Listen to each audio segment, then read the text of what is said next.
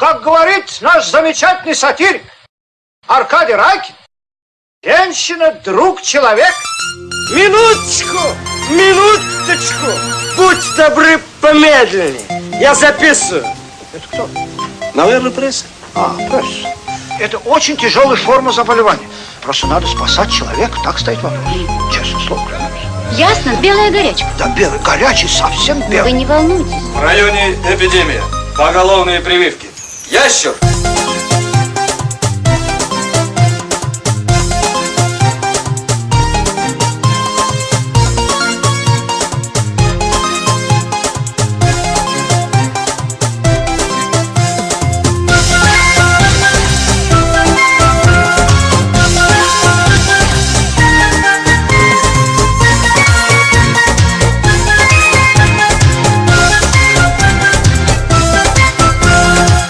Ջուրա դիլնատե բահարխե դխտա Այդ աստակըտ մեգիրա կորվոնըտ նե բարա Իսու ուսու մեկնի դարգուշոտ նե պարա Նամ է ֆամի դնյորա այշոտըտ մե չարա Պարվոնա կջուրա է արուքս վիսյորայ Սալոմատի բոշա ռուզո վիսյորայ Պարվոնա կջուրա դխտա վիսյորայ Սալոմատի բոշա է ռուզո վիսյորայ